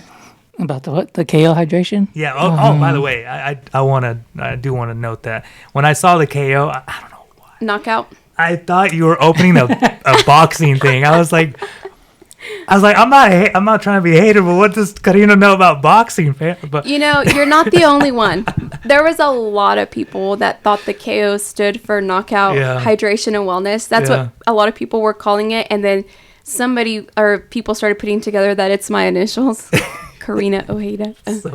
But I guess I should have thought about the name differently. I mean, hey, it's a knockout prices, knockout. Yeah, that's what we're saying. I was telling him, I have this running joke about, dang, that's loud. Okay, about if something's too expensive, I'll be like, y'all take a firm, and y'all take a firm, and what's the Afterpay and something else? Klarna. Yeah, which I do take all three, by the way. Come on in. Yeah. When let's say somebody does want to do this, how long is the wait, or you're gonna be able to take care of them like I seen on Monday morning? For the most part, I try to be very flexible. I try to work everybody in that I can. So usually we can do same day appointments. The weight loss treatments don't take up a lot of time, so I can see a lot of people in a day with weight loss. What has started kind of taken away from my schedule is more of the aesthetic services that I offer, because that really does take me away from so I like lip filler, Botox, microneedling. That explains why I was going through your website, and I just saw nothing but lips, and I was like, what's going on? Am I on the right? Is there do you offer, like, I guess, your personal opinion? Because I'm not saying that yours, but I've seen like people that like get too much, and then you're like, girl, that looks kind of goofy. So I'm very open with my clients. Okay. I'm honest and open. You know, if someone comes in, like for example, wanting to do lip filler, and their lips, like they have migration or whatever, where like their lips are overfilled and stuff, then I'll tell them, hey, I think it's time to dissolve. I think we need to dissolve the current filler that you have in your lips, and I think we need to start fresh. I won't put more filler in their lips if it's already too much or it's migrated and stuff, because I can potentially make it worse or make it look worse. But I will be honest with them. I'll tell them I'm not going to fill. I think we need to dissolve first and start over. Okay, so I think I have a misunderstanding between filler and Botox. Yeah. Most people do. Okay. So filler is a hyaluronic acid. It's like how can I explain it? It's like a liquidy type substance, but kind of like a gel type substance that you can put into like your lips to make them plumpier. That stays in there, right? But you can also you could use filler for your face as well, like jaw, cheeks, these lines here. You can, so that you have more of like it's more like you can cut that jaw, make it nice, and you know. So I don't do that. I just do lips. And then Botox or neurotoxins, because Botox is a name brand of medication you can use. So I don't use the name Botox, but everybody knows it as Botox. Right. That's just what it said. But neurotoxins or neuromodulators, it's a medication basically that you inject into the muscles that help it from, basically they freeze the muscles. Yeah. If that makes sense. So I can inject it into the muscles of like my frontalis muscles, which are the muscles that are here kind of on that forehead area, so that I can't make the lines. My face is frozen. I use neurotoxins. So okay. So this is me pushing my eyebrows up, and I don't have the lines across my forehead. This is me making a mad face, so my eyebrows don't come together, because we treat those muscles so that it kind of slows down that movement, so that you don't create those wrinkles. Interesting. Do you think, man, I don't want to get philosophical here, but like, for the most part, what do you think women do that for? Do you think they do it for themselves? Do you think the majority do it because they just want to, just look in general? Or maybe it's like they feel like again, I don't want to get too philosophical, but maybe like the trend in the United States is if you don't look like you're 20, you're like you're dead. You know, you're dead to your man or something. Yeah. You know, it's hard to say. I can't speak for all women, Right. but I feel like all of us have that same understanding that if we do something for ourselves, it's for ourselves. Like, I'm trying to look good for myself. I could care less what everyone else thinks about me, you know, or the only person that I truly care on, like, physical appearance is my husband, that, you know, what he thinks. But I feel like for the most part, if a woman is trying to do something that kind of enhances things for them, it's, you know, for themselves. Because if you feel good in your own skin, you tend to feel better mentally, emotionally. You know, I feel like that plays a big role, and you have to take care of yourself so that you feel good mentally as well. And I feel like that's maybe what most women tend to follow. Yeah. It's hard to say. I'm just trying to understand it 'cause as a guy. I mean, I don't know about you, Patrick, but for me, I don't know. I'd be like, that's just another wrinkle I got. I don't know, but I would say, as a guy, probably the only thing would be your hairline. Yeah. yeah. But other than that, shave it and you're good. Yeah. So, like, for example, Thank you, Spanish jeans. yeah, see? So if I was asking you a question, you know, why don't you just go shave all your hair off and be bald if Right. it's... Why do you keep it? Why do I? Well, I mean, for me, it still grows, but yeah, I guess I would be worried about, you know, looking like I'm 80 or something years old. But is it worry for yourself or about other people, how they would perceive you? I don't know. I feel a lot of men, older men, have described it to me as kind of like you don't like the way that other people are looking at you.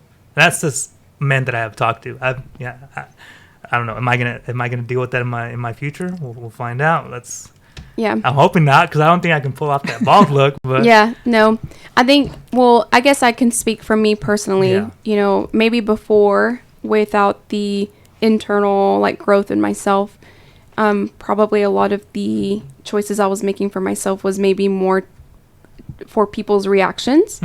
But now it's more for me. Okay. You know, 100% more for me. And, you know, my husband, I keep saying, like, I care about what my husband thinks and stuff. But I have that understanding and feeling that if I feel good, then, you know, I tend to project good feelings back to people. Gotcha. So Yeah. kind of like the self-love, you know, hurt people kind of thing. So Right. I got to know that I feel good and feel good about myself, because then that's going to project out to other people as well. Yeah, I wonder if it's a woman versus man thing, or if it's more of a women kind of acknowledge it and men kind of just, you know, push it down kind of thing. I don't know. There's no telling. Patrick, you have any? As far as what again? As far as like when it comes to like make that feeling like of like if I look good or if I feel good, then it's just gonna like come, you know. Yeah. Is it universal or is it? I'm assuming like when you get a fresh haircut, you True, you're right. Are you you're in a right. good mood? I do feel a little more clean. You're right. yeah. Okay. I feel like it's universal. Yeah. I feel like it is. Like, you know, you go get a haircut, your beard's shaved and nice and trimmed, and you're going to go out and you're going to be in a better mood. You're going to, Yeah. you know, I feel like it's a reflection of how you feel internally, personally. I mean, I feel like it could be pretty universal. Yeah.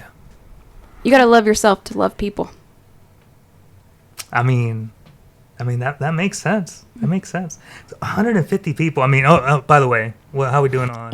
we're all right now. We're at 140. Okay, how much? But how long I we do- got you, Karina? I know you got a family. You got a business. You gotta work. Got to work? No, Yeah. I'm good. It's It's 4:50. 4:53. I go on to EMS at 7 p.m., but Okay. we're good. What is you know, you did mention a little bit earlier that your sister kind of had to step it up. Was it because of the passing of your mother? I mean, or it's just like she's always just been that kind of like, bro, I'm gonna step up regardless, you know. Kind So of she's always kind of Okay. been in that position, but definitely when my mom passed away, I feel like she stepped into that role a little more Yeah. heavy. Cindy's always been the how would I say? The educator, discipliner, everything in my life. You know, when I was in high school, I was making really bad choices. I did not have it together. I was a bad teenage girl, and that stage of her life that, thought boys were everything or whatever it may be. And I was making really bad choices. And I never got spanked by my parents. Never. And Cindy? And Cindy beat the crap out of me. And I deserved it. And I deserved a whole lot more. Just kidding. No, Cindy she definitely would step in. My mom, I didn't realize it at that time. And now as an adult and as a parent myself, there's a lot of things that I understand and realize now that I didn't then. But, especially in high school, my parents were already divorced. And my mom was a single mom raising. Okay. I had no idea. Yeah. So my parents divorced when I was 11. I was really young. And my dad wasn't really around for many years of my teenage years. I don't think he moved back to Friona until I was maybe 16 maybe. So it was just me, my sister, and my mom for a good while. Okay. Yeah. So when my parents divorced, like I said, my mom was working at the nursing home. She got a second job, and she would work at the Fast Stop and Grill. I think it's what it was called, because it was Fast Stop at the time where the Hop-In is now. Okay. Yeah. And they had like a little grill. Do you remember? Was it Fast Stop Grill? I think it was what it was called. Yeah, I think it was Fast Stop back then. Yeah, and I think it was called the Grill. Well, she took that second job so that she could put food on the table. Yeah. So she would work from like 5 to 3 at the nursing home. She'd get off for 30 minutes, and then she would go in at like 3:30 till like 11 o'clock at Fast Stop. So she was always crazy. gone. My mom was always gone. Yeah. She worked every day. So Cindy really stepped into that role. She made sure I was taken care of, and when I was making bad decisions, Cindy was the one that came in and would educate me verbally, and she'd beat my butt here and there because I was bad. I deserved it, and she should have whooped my butt some more, whipped me into shape. But, now as adults, she's still that role model for me. And if I need to make any decisions in my life, I always talk about it with her first, because she is a very wise person. And I try to make decisions, based off of the knowledge and wisdom that she shares with me.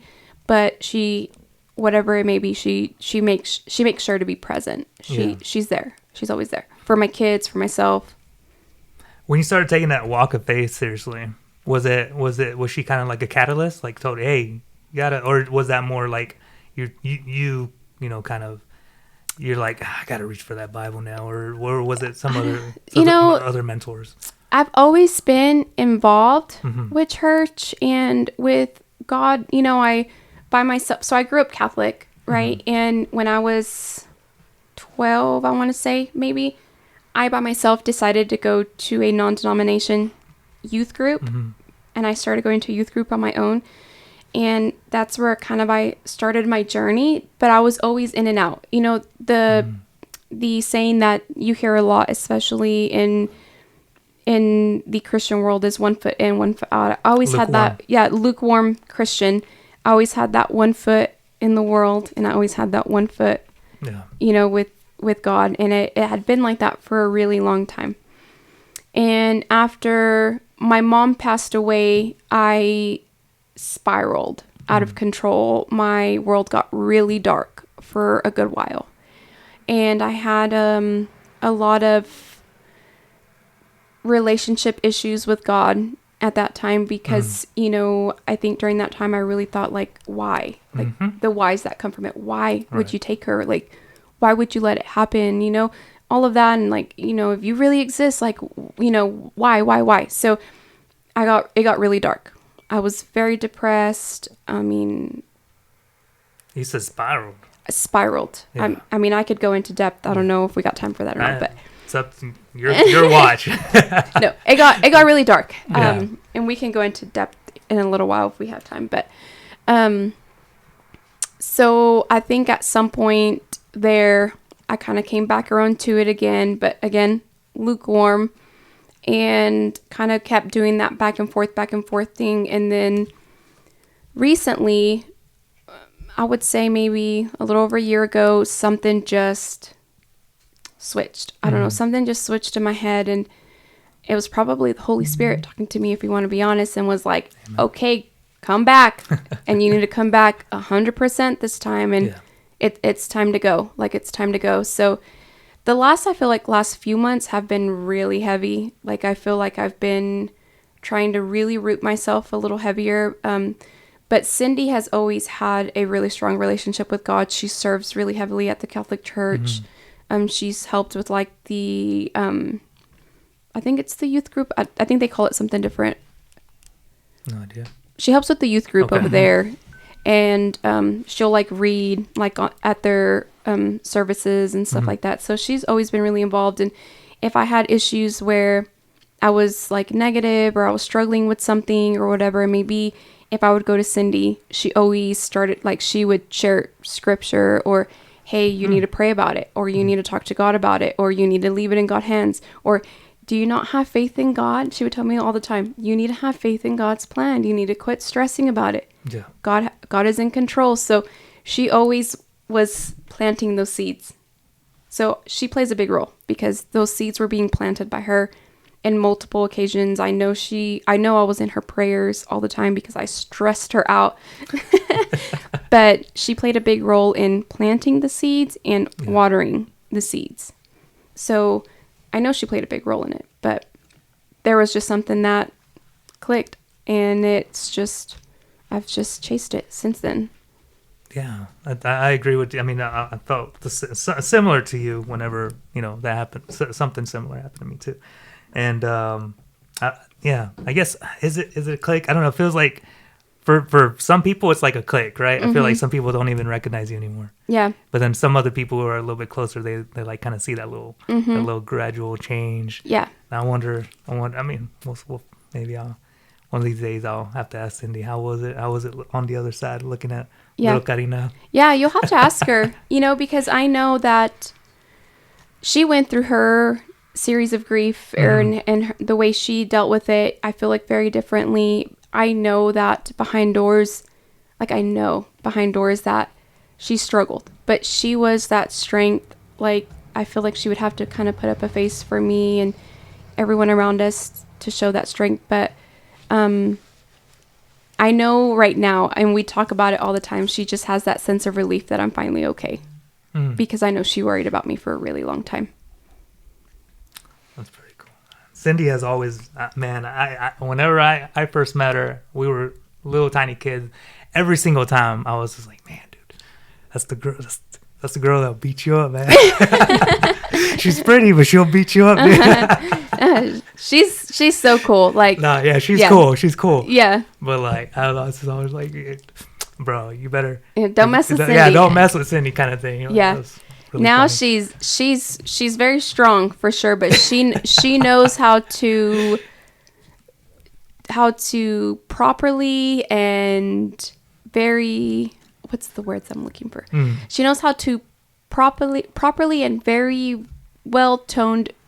She just knows how to put you in your place with words, but in a very respectful way is what I'm looking for. She's going to educate you. She's going to make sure you understand and know if you're doing something wrong, why you're doing it wrong, and why you need to fix it and how to fix it. Like, she's a really good mentor. She's a really good educator. I mean, she's someone that you always want in your circle for sure. Is she working with the school or? Yes, she's the vice principal at the high school. Okay, that's what I thought. Oh man, vice principal.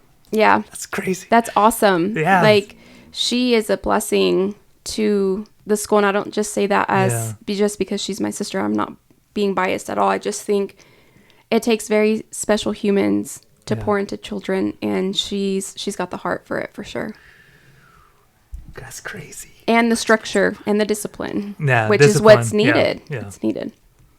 Oh man. Yeah. Actually, maybe you can. Maybe I don't know. I don't want to make this what is it?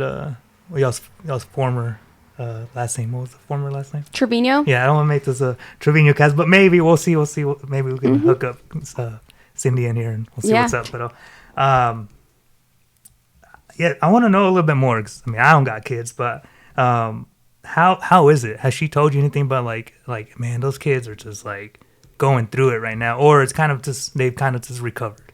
As far as how I mentioned earlier with COVID and how it affected like.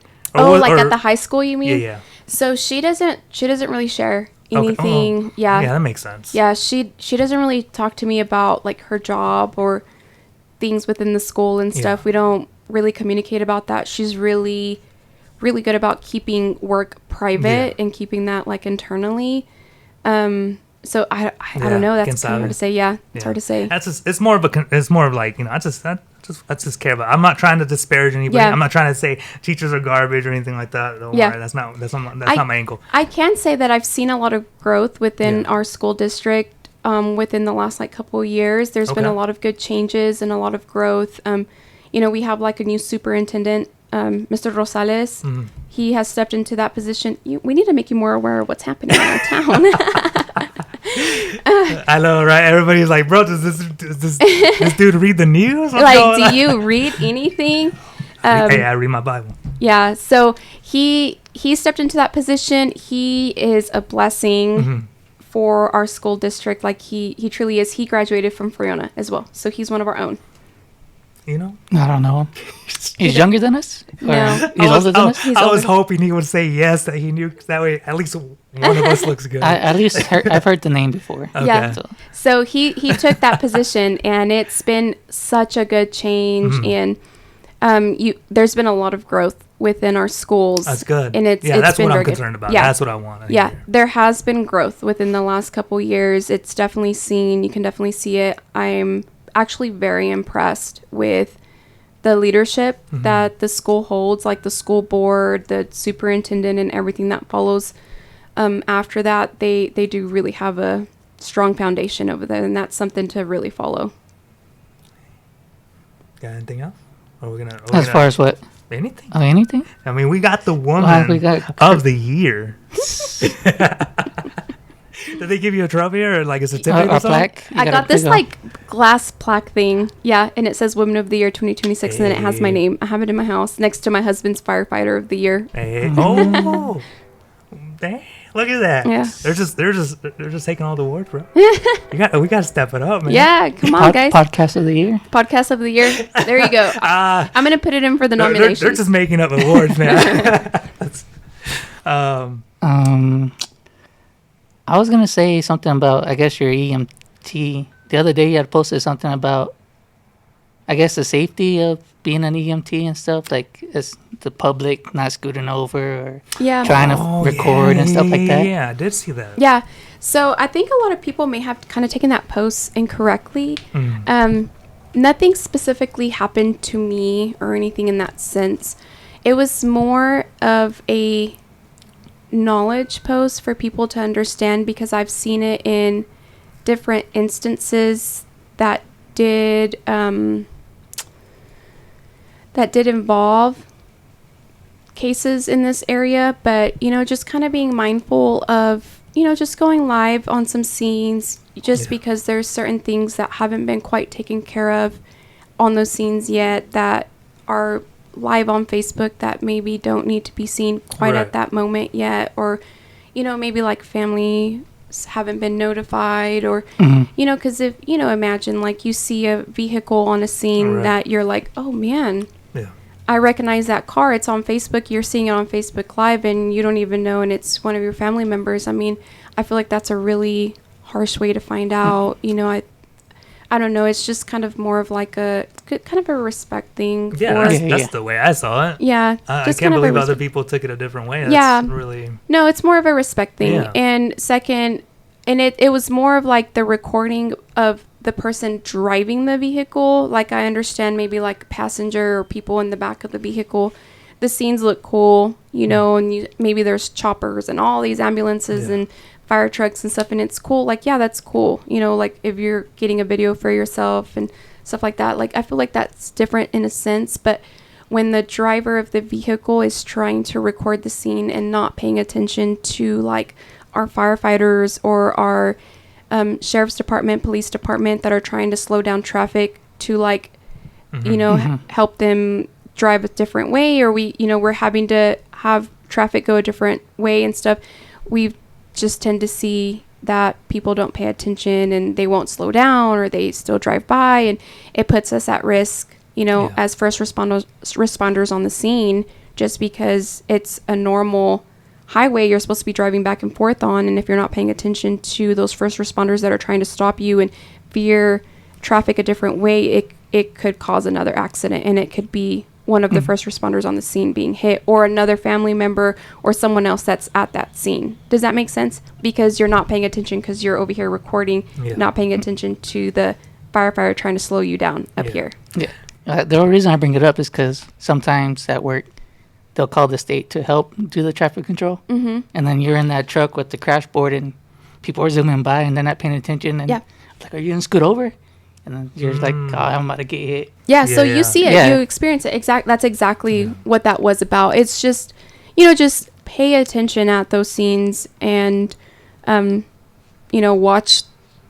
watch the traffic, watch what the first responders are asking for you, just slow down, follow, whatever it may be, and just kind of be careful of what you're sharing on social media when going Facebook Live. It's mainly the main ones that I've kind of seen. Privacy. Just privacy and just being and respectful. respect for the family members and stuff. Yeah. Yeah, I mean, I don't think anybody wants to find out bad news through somebody else's post.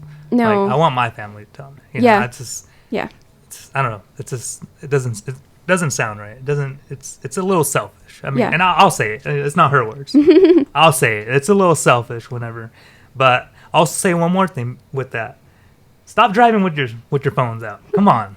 Oh, man, the amount of grown-ups that I see driving with their phones out, it's ridiculous. Okay. I'll get off my little soapbox now. Yeah. But I think that's crazy that other people took, or I don't know, people were taking it a different way. But yeah, no, and I mean, I understand, like I get it, like how it could be taken and stuff, and it, like I said, it doesn't bother me or whatever. But just like be aware and just kind of be, there's some scenes that I feel like probably could be recorded and shared and stuff. Like some scenes are kind of cool or whatever it may be. And I get that, just kind of maybe before look. If you see things that probably don't need to be posted immediately on social media, just kind of don't do it. But I don't know. And I've seen things like in other places, like Amarillo, they tend to post like on like Randall County mugshots, for example. I don't know if y'all follow that or not. I don't follow it, but I know a buddy who does, and the comments are always sometimes hilarious. I've seen some videos on there that I'm man, I don't know if that should be on there, I didn't know they did videos. Sometimes it's pretty detailed, and I just feel like sometimes it just needs to be a little more filtered. I don't know. No, have you seen the mugshot thing? Mm-hmm. Yeah, I swear every comment, if there's a above average looking woman, there's at least all the comments are meant just like, let me save her. I can save this. Oh my bro. gosh, what's her bail? Terrible. I can change her. No, only God can change her. It's ridiculous. Man, I think we kind of touched. I mean, we touched on, your award, being a mama, board member. Your business. Okay, what's up? Go for it. Can you still play the flute? Oh, I Bruh. don't know. She don't know. I think I sold my flute. Yeah. I was a phenomenal flute player. Man, I couldn't even tell. Were you first chair?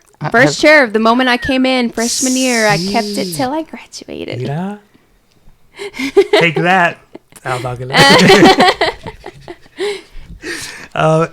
You're right, dude. I sometimes wonder if I could still play my instrument. But I don't even know if I know how to read like music anymore. Nah. I couldn't. I don't think I do.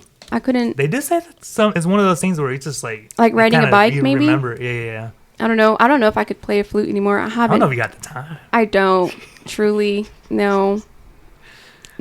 Business. I mean, you got. Shout out to Becca taking care of scheduling things here. Gosh, yes. And now Yvette's joined my team. She's come back, so she's helping a lot with the follow-ups with patients and stuff. And then we have Nick and Glendora. They both help. Oh, I saw you at Glendora. Yes. Oh man, I love that woman. She's the OG of nurses right there. Yeah. So I have both of them, and then I have Mia. She's one of my receptionists, and then Ashley's she's my inventory specialist. So we have a good little crew. Good little group. Mm-hmm. Yeah. Glendora though. And then I have Sylvia. She works over here at TWM, but she works very like PRN for me. She does all of my accounting and stuff.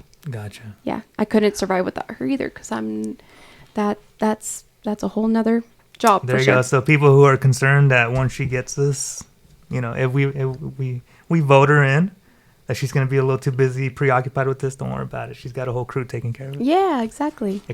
No excuses. Oh, actually, a big What? thing. When do we vote? Where Oh, is yeah, the? yeah. I was going to save that for the end. Oh, okay. May 2nd is the May- election. Oh, already? Yeah, it's coming Oh. up. A few weeks. Oh, dude, I thought it was one of those November ones. No, this Okay. is May 2nd. May 2nd. You have 3 to be days registered to vote. before May 5th. I mean, you can't forget that. Mm-hmm. Is it a Monday? I think it's a Tuesday. It's always like a Thursday, isn't it, or Wednesday? Cinco de Drinko? Uh, Not no more. no more from me. It's on a Tuesday. So Yeah, I think it's on a a Tuesday. Sunday? You Is said it? May 3rd? May 2nd. May 2nd. Oh, Saturday. Saturday? I don't know. Yeah, I'm pretty sure it's May 2nd. I hope it's not a Saturday. No. Good luck. May 2nd. That's odd, huh? Is it really? I Is it feel really like- going to be the 2nd? I don't know. You got And is there early voting? Do you have any idea about that? On this one, I'm not 100% Okay. sure. I don't even want to lie to you because All right, we'll probably have an update. We'll probably post it right here, yeah, or she can put it, or just follow her on. yeah. I know for sure May 2nd. I'm pretty positive that that's the hospital district board, and I think the school board as well. Are Okay. you sure it's on a Saturday? Did you look at the right? Let me look. the right calendar? Yeah, yeah, it is. Huh.